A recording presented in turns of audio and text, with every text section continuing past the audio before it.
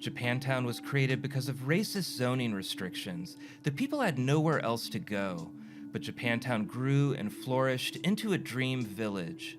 A walkable, cultural, inclusive, welcoming neighborhood. Small businesses line the sidewalks with multi-story residences above. Japantown had everything the community needed in 20 square blocks: restaurants, laundry, even its own hospital and aquarium. Black, white, and Filipino residents were welcome and lived in Japantown, but in 1940, more than 2/3 of the residents were Japanese.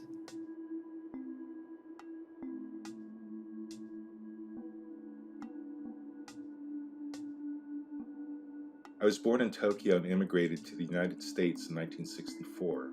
I'm Nisei, a second-generation Japanese descendant. As a teenager, I was enthralled with comic books and book illustrations.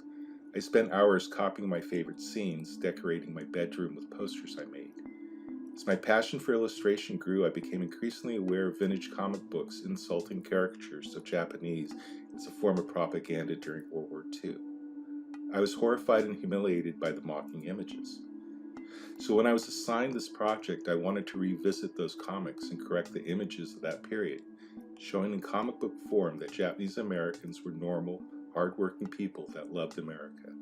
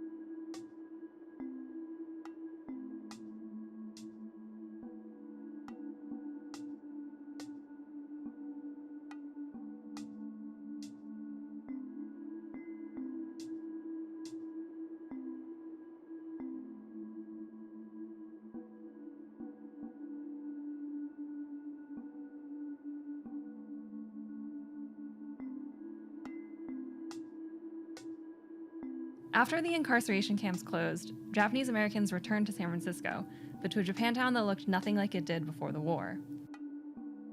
Demographic data shows the share of Japanese residents in Japantown fell from 2/3 in 1940 to just 30% by 1950. The number of Japanese-run businesses in the neighborhood also decreased, from 350 to 200 over the decade.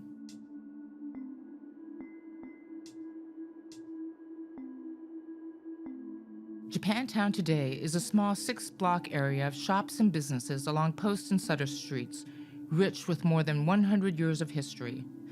It's also a reflection of historical immigration to the United States over as many years. For this project, I tried to capture the history of 3 families who grew up or worked in the area for generations through portraits of family members still working in Japantown. Japantown's story isn't over. It continues today.